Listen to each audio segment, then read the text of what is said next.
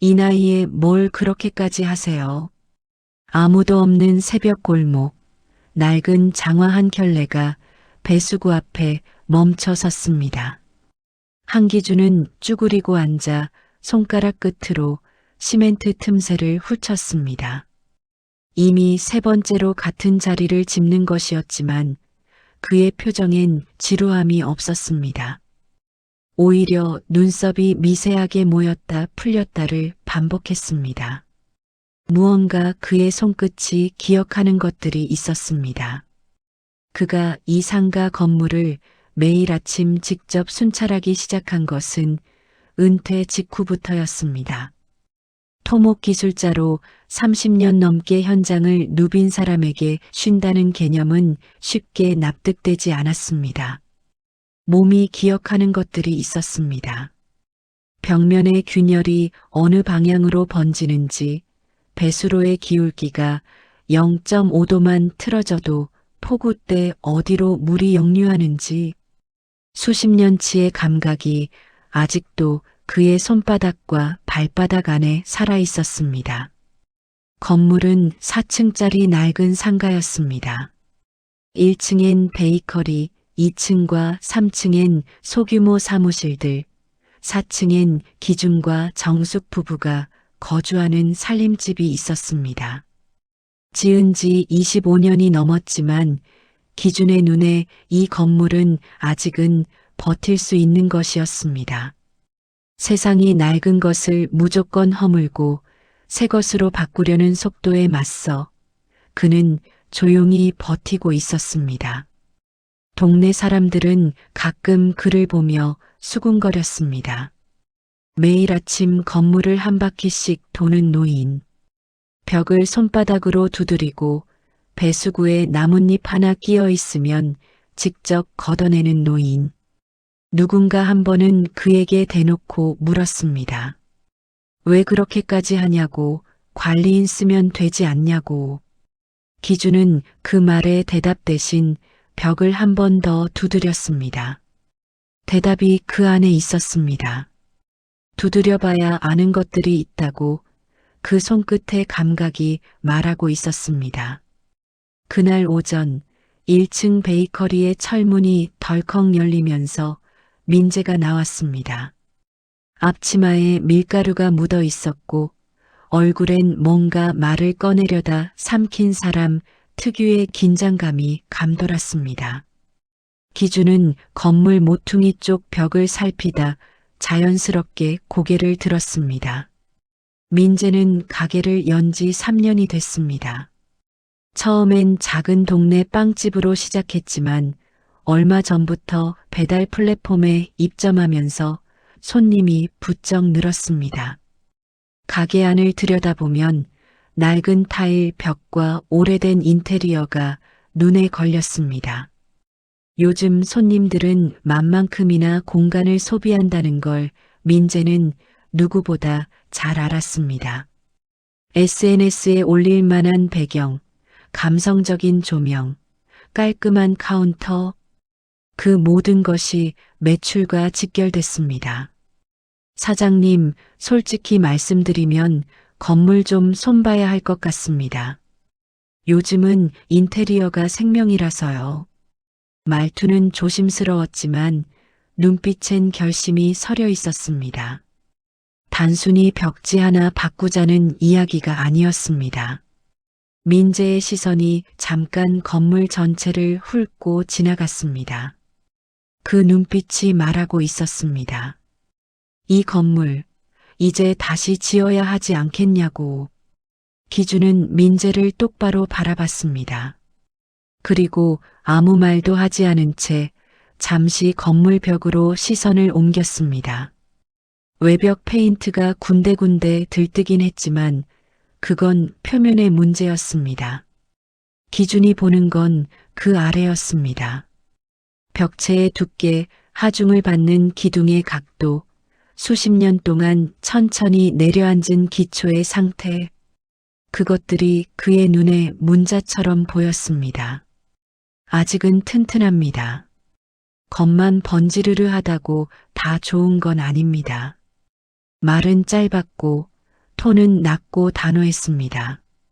기준은 다시 시선을 배숙으로 내렸습니다. 대화가 끝났다는 신호였습니다.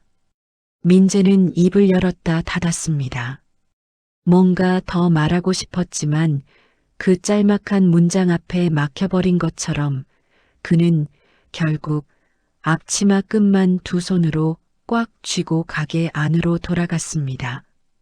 기준은 그 뒷모습을 잠시 바라봤습니다.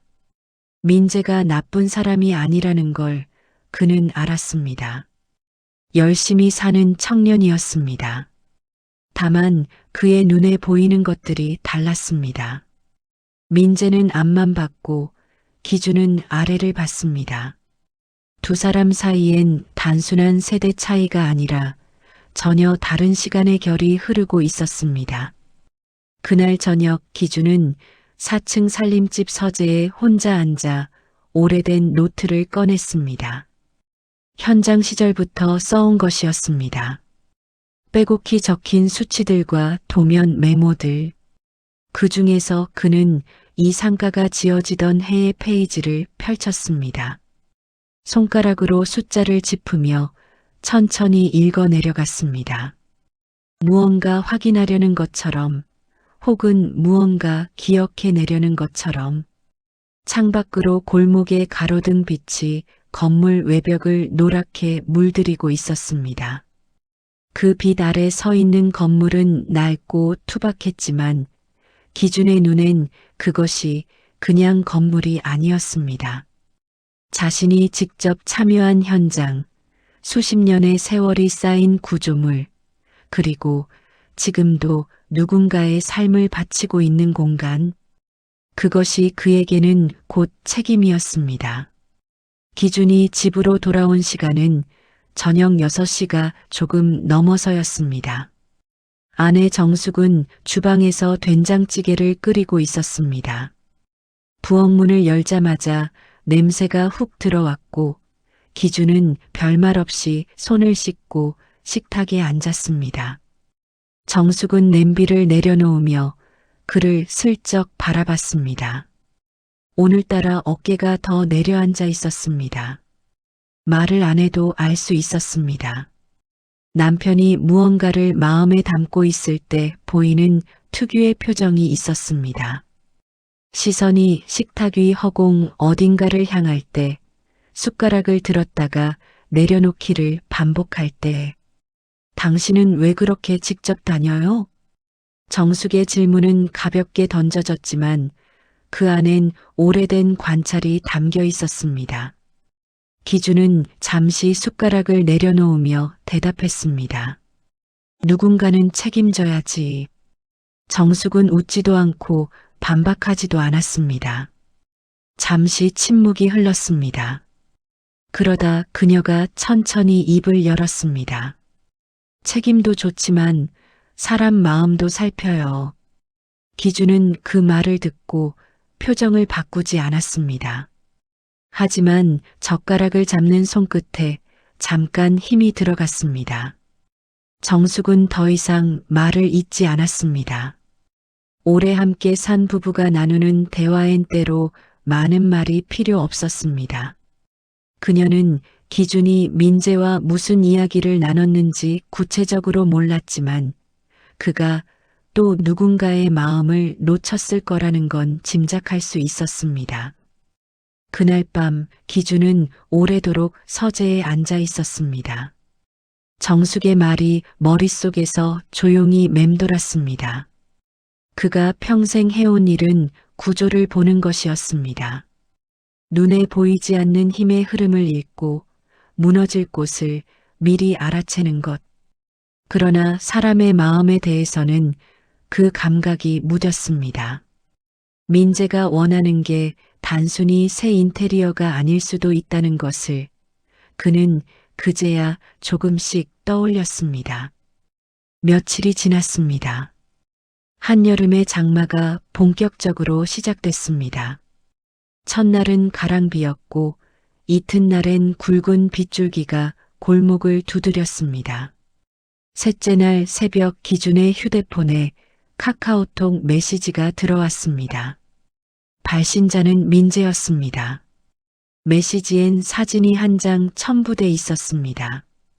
베이커리 천장 모서리 쪽에서 물이 흘러내리는 장면이었습니다.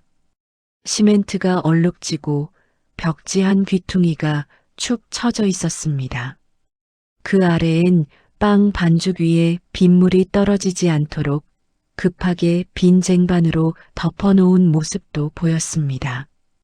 기준은 곧장 일어났습니다. 정숙이 눈을 비비며 무슨 일이냐고 물었지만 이미 그는 외투를 걸치고 있었습니다. 빗소리가 창문을 세차게 두드리는 새벽 4시였습니다. 베이커리 안은 난리가 나 있었습니다. 민재는 양동이를 3개나 늘어놓고 수건으로 벽을 닦다 기준이 들어서는 소리에 고개를 돌렸습니다. 눈이 벌겋게 충혈돼 있었습니다. 잠을 못 잔 것인지 화가 난 것인지 아니면 둘 다인지 구분하기 어려웠습니다. 제가 말했잖아요. 이래서 요즘식으로 고쳐야 한다고. 목소리가 높았습니다. 빗소리에 섞여 울리는 그 말은 기준에게 똑똑히 들렸습니다. 기준은 아무 말도 하지 않았습니다. 먼저 손전등을 꺼내 천장을 비췄습니다. 물이 새는 위치, 번지는 방향, 얼룩의 형태를 천천히 살폈습니다. 민재는 그가 아무 말을 안 하자 더 격앙됐습니다. 한마디라도 사과하거나 빨리 고치겠다고 말해주길 바랐을 것입니다. 그러나 기준은 여전히 손전등을 들고 침묵 속에서 천장 이쪽 저쪽을 비추기만 했습니다. 민재는 결국 뒤돌아 카운터 뒤로 들어가 버렸습니다. 기준은 5분쯤 더 천장을 살폈습니다. 그리고 혼잣말처럼 낮게 중얼거렸습니다. 이건 단순 누수가 아니군. 그 말을 들은 건 아마 기준 혼자였을 것입니다. 민재는 카운터 뒤에서 수건을 빨고 있었고 빗소리는 여전히 요란했습니다. 그러나 그 짧은 혼잣말 속에 사실 이 이야기의 진짜 시작이 담겨 있었습니다. 물은 천장에서 새는 게 아니었습니다. 더 깊은 곳에서 무언가가 흘러들고 있었습니다. 민재는 그날 이후 부동산 앱을 깔았습니다. 처음엔 그냥 시세나 확인해 보자는 마음이었습니다. 그런데 한번 들여다보기 시작하자 멈출 수가 없었습니다. 근처 상가들의 임대료, 새로 올라온 신축 건물의 1층 공실, 인근 카페 거리의 유동인구 분석까지 손가락이 화면을 넘길 때마다 그의 마음속에서 무언가가 흔들렸습니다.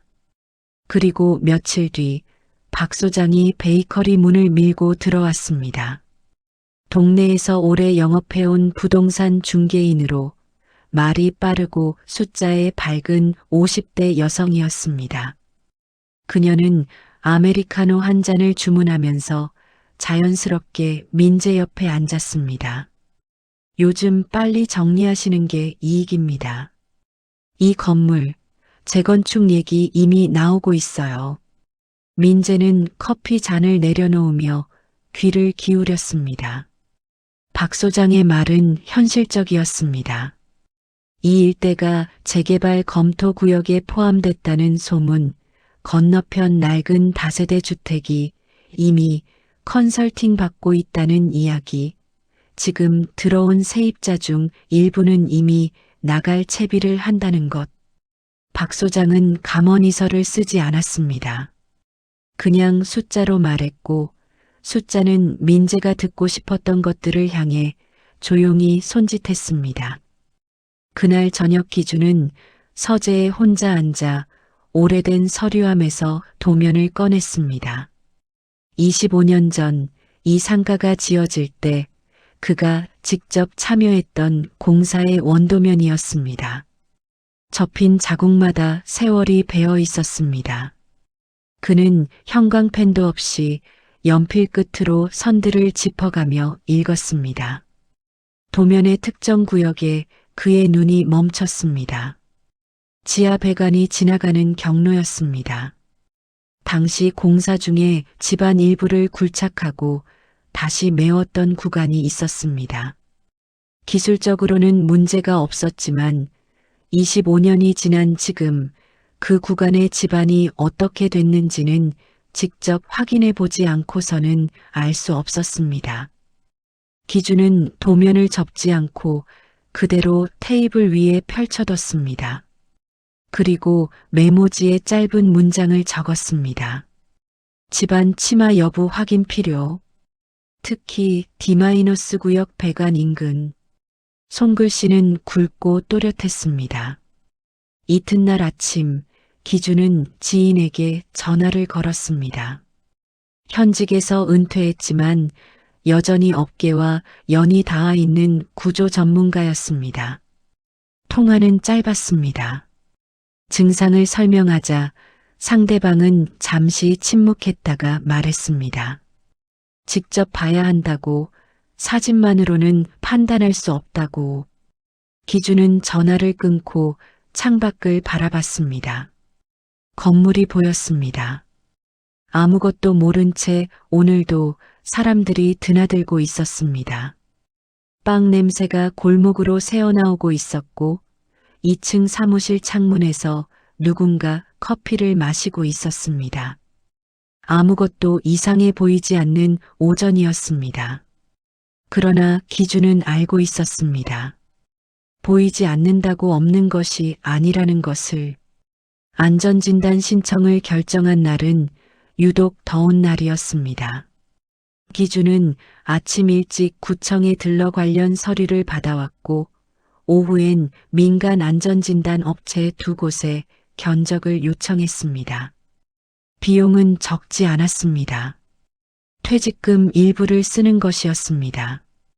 정숙은 말리지 않았습니다. 그저 저녁상을 차리면서 조용히 물었습니다. 얼마나 나올 것 같냐고.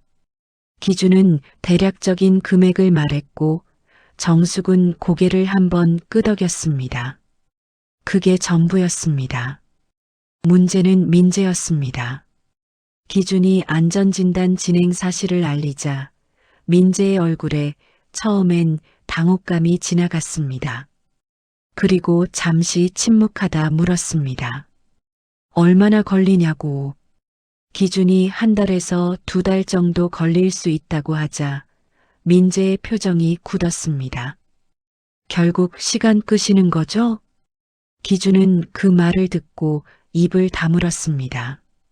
반박하고 싶었습니다. 내가 왜 시간을 끌겠냐고, 사비를 써가며 진단을 받는 게 어떤 의미인지 알겠냐고. 그러나 그 말들을 입 밖에 꺼내지 않았습니다. 민재가 지금 두려운 것이라는 걸 알았기 때문입니다. 불확실한 기다림, 장사를 멈춰야 할지도 모른다는 불안, 기준이라는 노인이 과연 자신의 편인지 알 수 없다는 의심. 기준은 그냥 고개를 끄덕이고 돌아섰습니다. 민재의 오해를 풀기 위한 말을 고르는 것보다 진단을 빨리 진행시키는 것이 더 효과적인 답이라고 생각했습니다. 그는 묵묵히 움직였습니다. 서류를 챙기고 업체와 일정을 조율하고 건물 내 임차인들에게 간단한 안내문을 작성해 각 층 복도에 붙였습니다. 안내문은 짧고 사실적이었습니다. 안전 점검 예정, 이동 동선 일부 제한, 불편에 대한 양해 부탁. 진단팀이 방문한 날은 흐린 월요일 오전이었습니다. 3명의 전문가가 각종 장비를 들고 들어왔고 기준은 도면을 손에 들고 그들과 함께 건물 구석구석을 돌았습니다. 외벽, 계단실, 지하 배관 주변. 그중 가장 오래 멈춰 선 곳이 있었습니다. D- 구역이라고 기준이 메모했던 그 자리, 지하 배관 공사 이후 복토된 구간의 바로 위였습니다. 전문가 중 한 명이 바닥을 두드리며 기준과 눈을 마주쳤습니다. 아무 말 없었지만 두 사람은 같은 것을 알아챈 사람들의 눈빛을 나눴습니다. 진단 결과는 약 3주 뒤에 나왔습니다. 기준은 결과지를 받아들고 서재에 앉아 천천히 읽었습니다. 예상보다 구체적이었고 예상보다 심각했습니다. D- 구역 인근 집안에 경미한 치마 흔적이 있었습니다. 당장 붕괴 위험이 있는 수준은 아니었지만 이 상태에서 외벽을 뜯어내고 대대적인 리모델링을 진행할 경우 구조화 중의 재분배 과정에서 문제가 발생할 가능성이 있다고 기재돼 있었습니다. 가능성은 수치로도 적혀 있었습니다. 2년에서 3년 내 구조적 이상 발생 확률이 낮지 않다고. 기준은 결과지를 내려놓고 한동안 천장을 바라봤습니다. 민재가 원했던 리모델링을 그냥 허락했더라면 어땠을지를 생각했습니다. 겉은 번지르르해졌겠지요. 새 타일, 새 조명, 새 카운터, 손님들도 늘었을 것입니다.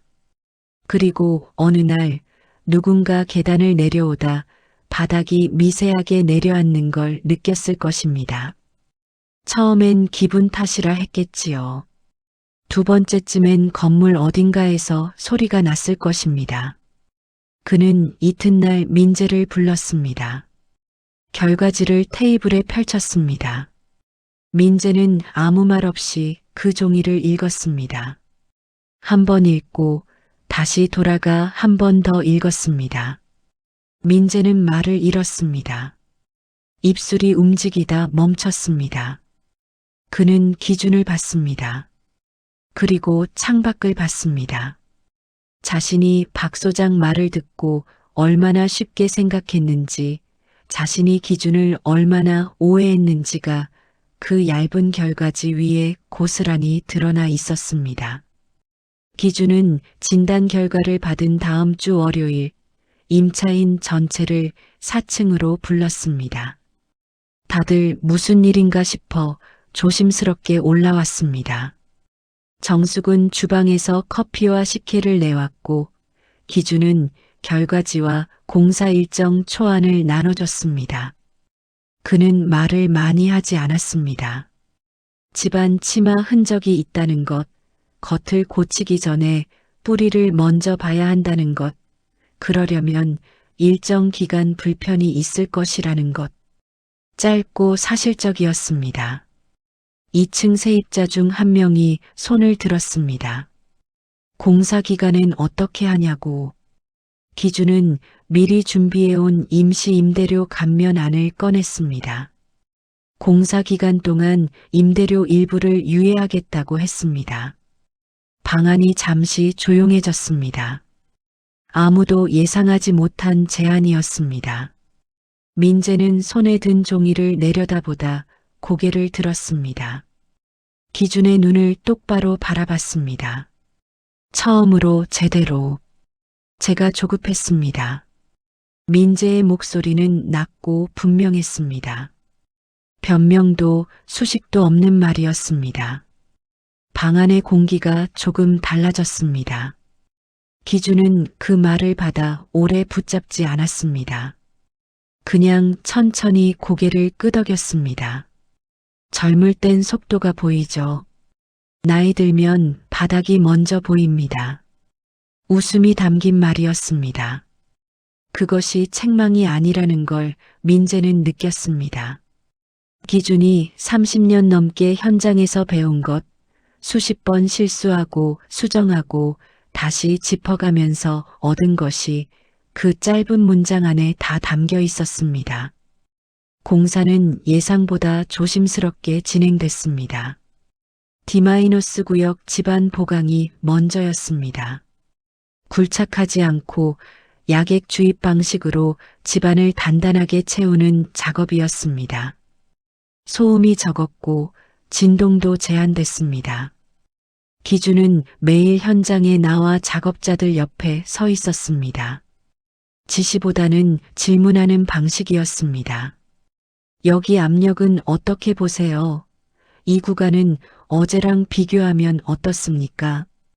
현장 소장은 처음엔 노인이 나타날 때마다 긴장했지만 며칠 뒤부터는 오히려 아침에 먼저 도면을 들고 찾아오기 시작했습니다. 민재는 영업을 잠시 멈췄습니다. 처음 며칠은 그 결정이 너무 아팠습니다.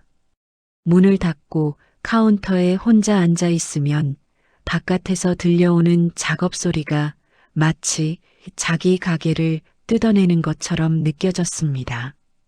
그러나 어느 날 기준이 지하 쪽 현장을 보여줬습니다. 실제로 집안이 내려앉아 있던 구간, 배관 주변의 공동, 그리고 그것이 어떻게 건물 하중을 고르지 않게 받고 있었는지 민재는 말없이 그것을 봤습니다. 눈으로 본다고 다 이해되는 건 아니지만 기준의 설명을 들으며 그는 자신이 몰랐던 것이 얼마나 많은지를 조용히 실감했습니다. 공사가 중반을 넘어갈 무렵 민재는 기준에게 작은 부탁을 했습니다. 가게 인테리어를 다시 할 건데 어디서부터 봐야 하냐고. 기준은 잠시 생각하다 이렇게 말했습니다.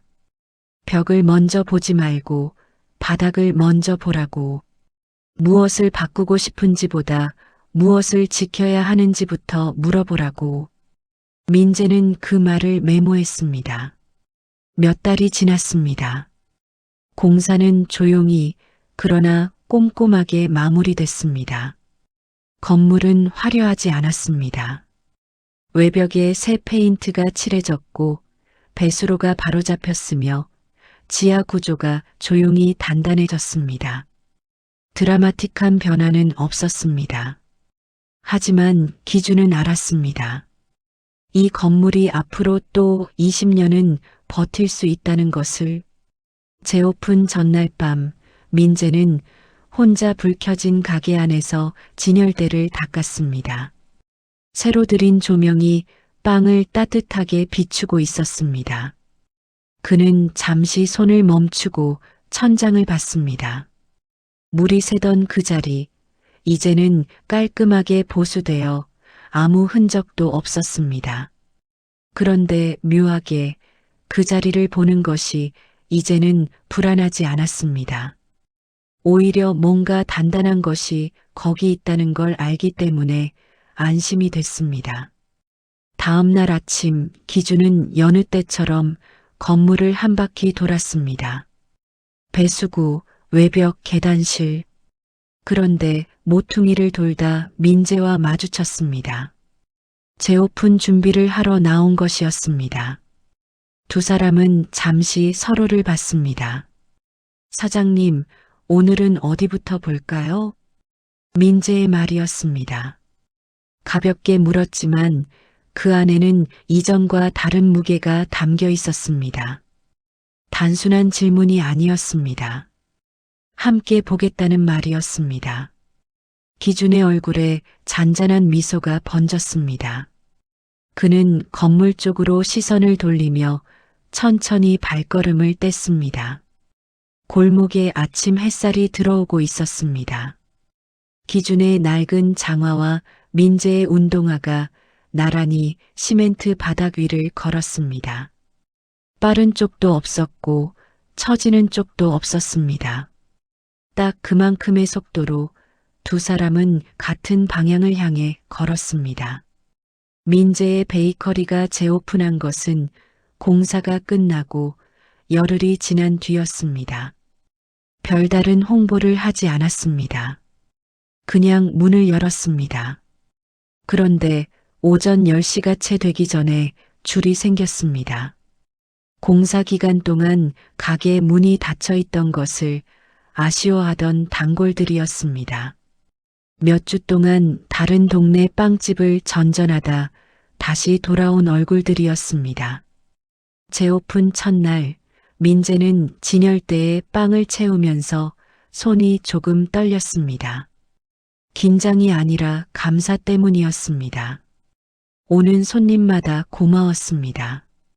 아무 말 없이 봉투를 들고 나가는 노부부도, 아이 손을 잡고 크림빵을 고르는 젊은 엄마도, 아침마다 식빵 한 덩이씩 사가는 혼자 사는 어르신도, 가게가 닫혀 있던 몇 달 동안 그들이 얼마나 일상의 일부였는지를 민재는 없어 보고 나서야 비로소 실감했습니다. 일주일이 지나면서 입소문이 돌기 시작했습니다. SNS에 올라온 것은 화려한 인테리어 사진이 아니었습니다. 누군가 찍어 올린 짧은 글이었습니다. 이 동네 빵집, 안전 공사 마치고 다시 열었는데 예전보다 더 좋아졌다고. 겉은 별로 안 바뀐 것 같은데 뭔가 공기가 다른 것 같다고. 댓글이 달렸습니다. 나도 느꼈다고. 사장님 진짜 정직한 분인 것 같다고. 민재는 그 글을 보고 한참 화면을 들여다봤습니다. 공기가 다른 것 같다는 말. 처음엔 우연한 표현이라고 생각했지만 읽고 또 읽을수록 그 말이 사실일 수도 있다는 생각이 들었습니다. 건물 아래가 단단해지면 그게 어떤 식으로든 공간에 배어드는 것인지 아니면 자신이 달라진 것인지 정확히 알 수는 없었지만 가게 안에 있는 시간이 전과 달리 불안하지 않다는 것만은 분명했습니다. 어느 날 오후 동네 복지관 담당자가 찾아왔습니다. 혼자 사는 어르신들이 많은데 가끔 빵이라도 나눠줄 수 있냐고 조심스럽게 물었습니다. 민재는 바로 대답하지 않았습니다. 그날 저녁 집에 가서 장부를 펼쳐봤습니다. 재오픈 후 매출이 회복되고 있었습니다. 아직 공사 기간 손실을 다 메우진 못했지만 방향은 분명했습니다. 그는 장부를 덮고 결정했습니다. 그 다음 주 화요일부터 매주 2차례 복지관에 식빵과 단팥빵 묶음이 배달되기 시작했습니다. 민재는 직접 가져갔습니다. 처음엔 어색했습니다. 어르신들이 고맙다고 할 때 어떻게 반응해야 할지 몰라서 그냥 인사만 하고 나왔습니다. 그런데 3번째 방문 때 한 어르신이 민재의 손을 잡으며 말했습니다. 이 빵 먹으면서 요즘 하루가 생겼다고. 민재는 골목을 나오면서 잠시 걸음을 멈췄습니다. 하루가 생겼다는 말이 이상하게 오래 머릿속을 떠나지 않았습니다. 기준은 그 사이 혼자 2층을 보고 있었습니다. 원래 소규모 학원이 쓰다 나간 공간이었습니다. 임차인을 다시 들여도 됐지만 그는 잠시 그 공간을 비워두고 있었습니다. 정숙이 물었습니다. 왜 비워두냐고. 기준은 대답 대신 그 방에 들어가 창문을 열었습니다. 골목이 내려다 보였습니다. 아래에서 민재가 빵 박스를 들고 복지관 방향으로 걷는 것이 보였습니다. 기준은 그날 저녁 정숙에게 말했습니다. 2층에 작은 강의실을 만들고 싶다고. 임대를 받는 것이 아니라 무료로 쓸 수 있는 공간. 은퇴한 기술자들이 모여서 청년 창업자들에게 경험을 나누는 자리. 정숙은 잠시 생각하더니 물었습니다. 월세가 없으면 어떻게 하냐고. 기준은 웃으며 말했습니다. 우리가 쓰는 것보다 쌓인 게 더 많다고. 정숙은 더 묻지 않았습니다. 그 대신 다음 날 아침 2층 창문을 직접 닫기 시작했습니다. 강의실 준비는 조용히 진행됐습니다. 기준은 현직 시절 함께 일했던 은퇴 동료들에게 연락을 돌렸습니다. 전기, 설비, 건축, 회계. 분야는 달랐지만 모두 수십 년의 경험을 가진 사람들이었습니다. 처음엔 다들 어색해했습니다. 강의라는 단어가 낯설었습니다. 기준은 강의라고 부르지 말자고 했습니다. 그냥 이야기 나누는 자리라고 했습니다. 그 말에 다들 조금 편안해졌습니다. 첫 번째 모임은 수요일 오후 2시였습니다. 청년 창업자 6명이 올라왔습니다. 카페를 준비 중인 사람, 작은 공방을 열려는 사람, 배달 창업을 고민 중인 사람. 기준 쪽에서는 4명이 나왔습니다. 테이블을 마주하고 앉자 처음에는 어색한 침묵이 흘렀습니다. 그러다 기준이 먼저 말을 꺼냈습니다. 가장 걱정되는 게 뭐냐고. 그 질문 하나에 방안이 조금씩 열렸습니다. 2시간이 지나 모임이 끝났을 때 청년들은 쉽게 일어서지 못했습니다. 이야기가 끊기질 않았습니다. 기준의 동료 중 한 명이 말했습니다. 자기가 30년 전에 이런 자리가 있었다면 달랐을 거라고. 기준은 그 말을 듣고 창밖을 잠깐 봤습니다. 아래 골목에 민재의 가게 불빛이 켜져 있었습니다. 저녁 영업 준비 중인 것이었습니다. 모임은 격주로 이어졌습니다. 참여하는 청년들이 조금씩 늘었습니다. 입소문은 거창하지 않았습니다. 그냥 누가 누구에게 거기 한번 가봤냐고 묻는 방식이었습니다. 공간의 이름도 따로 없었습니다. 그냥 2층이라고들 불렀습니다. 그 이름이 오히려 잘 어울렸습니다. 민재도 어느 날 2층에 올라왔습니다. 모임이 있는 날이 아니었는데 문이 열려 있어서 들어갔더니 기준이 혼자 창가에 앉아 있었습니다. 아무것도 하지 않고 그냥 앉아 있었습니다. 민재가 들어서는 소리에 고개를 돌렸고 두 사람은 잠시 그 상태로 서로를 봤습니다. 민재가 조용히 옆에 앉았습니다. 골목이 내려다 보였습니다. 아이들이 뛰고 어르신이 지나가고 택배 아저씨가 수레를 끌고 있었습니다. 여기서 이걸 보고 계셨던 거예요, 매일? 민재의 말에 기준은 바로 답하지 않았습니다. 잠시 창밖을 더 바라보다 말했습니다. 보이는 게 달라지면 하는 것도 달라지거든요.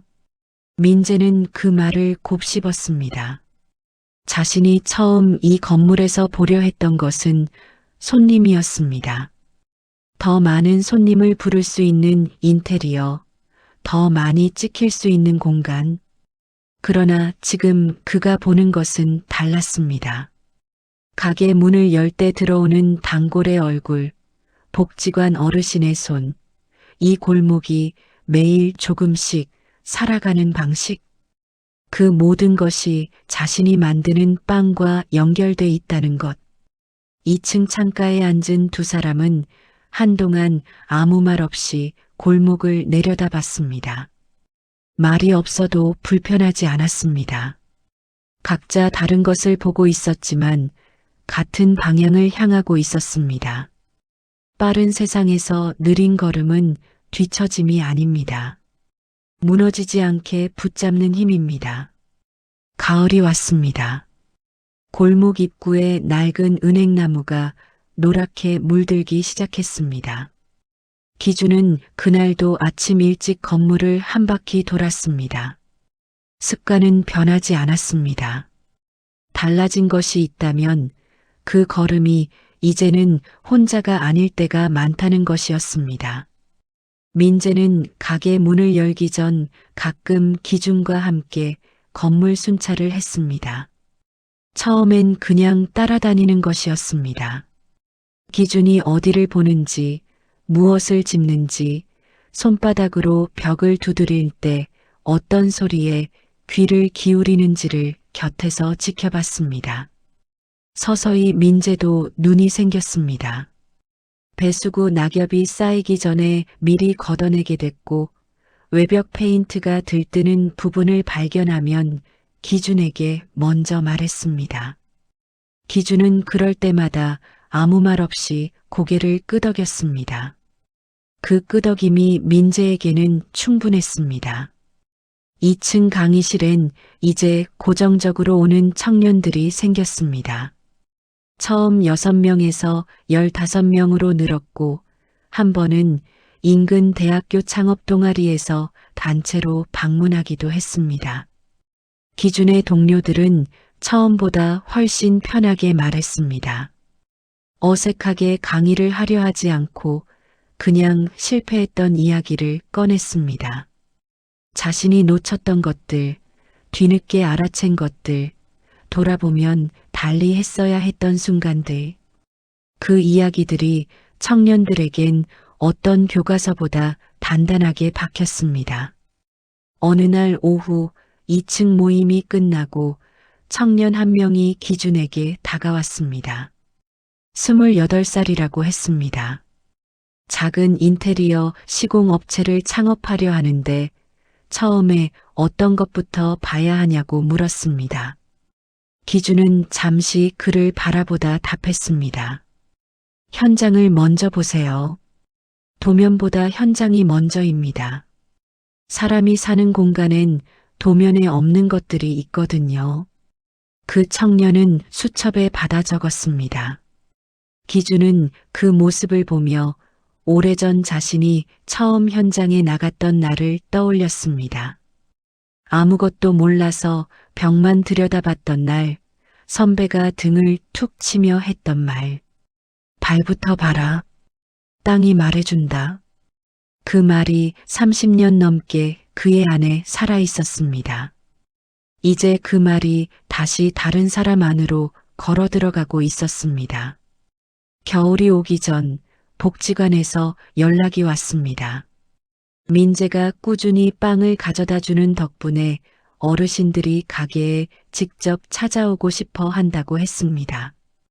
함께 빵 만들기 체험을 할 수 있겠냐고. 민재는 잠시 생각하다 기준에게 물었습니다. 어떻게 생각하냐고. 기준은 손가락으로 테이블을 한번 두드리더니 말했습니다. 좋은 것 같은데요. 손이 기억하면 마음도 기억하거든요. 민재는 웃었습니다. 처음으로 기준의 말이 이해되지 않아서 물어봐야 할 것 같다는 생각이 들지 않았습니다. 무슨 뜻인지 몸으로 알았습니다. 밀가루 반죽을 치대다 보면 어느 순간 감각이 생기는 것처럼 같은 길을 매일 걷다 보면 발이 길을 기억하는 것처럼 체험 행사는 토요일 오전에 열렸습니다. 복지관 어르신 12명이 왔습니다. 앞치마를 나눠드리고 반죽 만드는 법을 알려드렸습니다. 어르신들은 처음엔 조심스러워했습니다. 그런데 반죽이 손에 붙기 시작하자 하나둘 웃음이 터졌습니다. 꼭 찰흙 같다고, 어릴 때 지능놀이 하던 게 생각난다고. 가게 안이 웃음소리로 가득 찼습니다. 기준은 그날 가게 안으로 들어오지 않았습니다. 창밖에서 유리 너머로 잠깐 들여다봤습니다. 손에 밀가루를 묻히고 웃는 어르신들, 앞치마를 두르고 열심히 설명하는 민재. 그 장면을 잠시 보다 기준은 발걸음을 돌렸습니다. 자신이 안에 있을 필요가 없었습니다. 이미 잘 돌아가고 있었습니다. 그날 저녁 기준은 노트를 꺼냈습니다.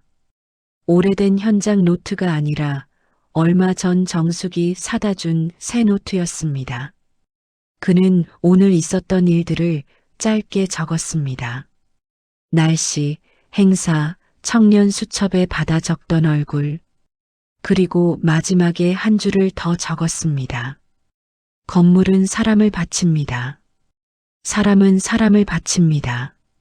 정숙이 들어와 어깨 너머로 그 문장을 봤습니다. 아무 말 없이 기준 옆에 앉았습니다. 두 사람은 잠시 그 문장을 함께 바라봤습니다. 다음 날 아침 기준은 여느 때처럼 장화를 신고 건물을 한 바퀴 돌기 시작했습니다. 은행나무에서 잎이 한 장 떨어져 배수구 앞에 내려앉았습니다. 그는 허리를 굽혀 그것을 집어냈습니다. 동작은 느렸습니다. 하지만 흔들림이 없었습니다. 모퉁이를 돌자 민재가 이미 나와 있었습니다. 가게 문을 열기 전 외벽 쪽 배수구를 살피고 있었습니다. 기준이 다가오는 소리에 고개를 들었습니다. 두 사람은 말없이 눈이 마주쳤습니다. 그리고 자연스럽게 같은 방향으로 걷기 시작했습니다. 사장님, 오늘은 어디부터 볼까요? 민재의 목소리는 가볍고 분명했습니다. 기준은 건물 북쪽 외벽을 향해 눈짓했습니다. 지난번에 페인트가 조금 들뜬 것 같았다고. 민재는 고개를 끄덕이며 앞서 걸었습니다. 기준이 뒤따랐습니다. 골목에 아침 햇살이 완전히 내려앉았습니다.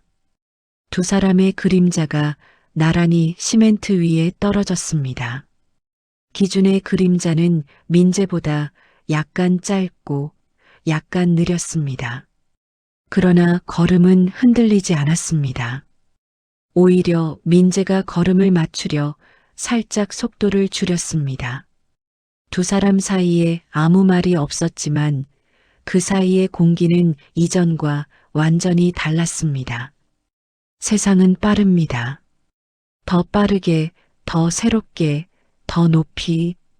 그 말들이 골목 바깥에서 매일 쏟아져 들어왔습니다. 그러나 이 건물 앞에서만큼은 두 사람이 함께 걷는 속도가 기준이었습니다. 서두르지 않았고 놓치지 않았습니다. 벽을 두드리고 배수구를 보고 바닥의 기울기를 읽었습니다. 그 모든 것이 함께였습니다. 기준은 북쪽 외벽 앞에 멈춰 섰습니다. 손바닥을 벽에 갖다 댔습니다. 민재도 옆에 서서 같은 벽을 봤습니다. 처음엔 아무것도 보이지 않았습니다.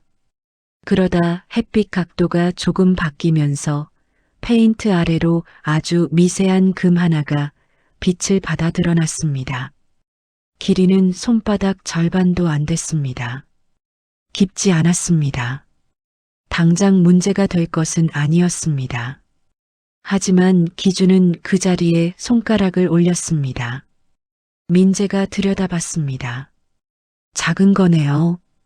작은 것부터 봐야 합니다. 큰 것은 나중에 보이거든요.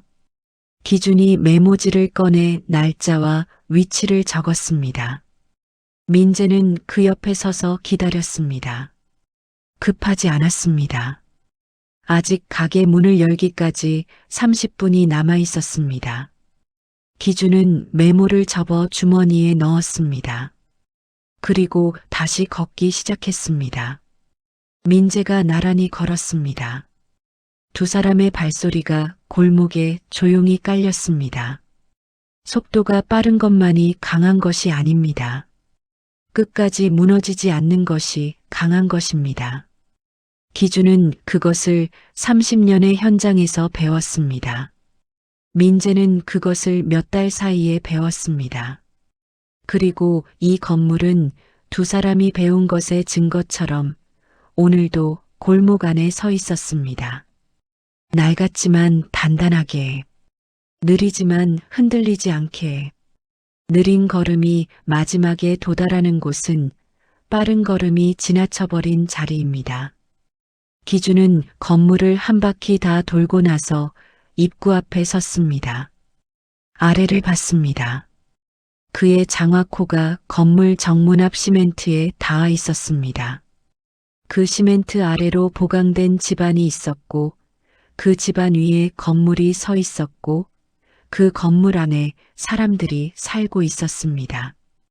그 연결이 눈에 보이지 않지만 기준에게는 언제나 보였습니다.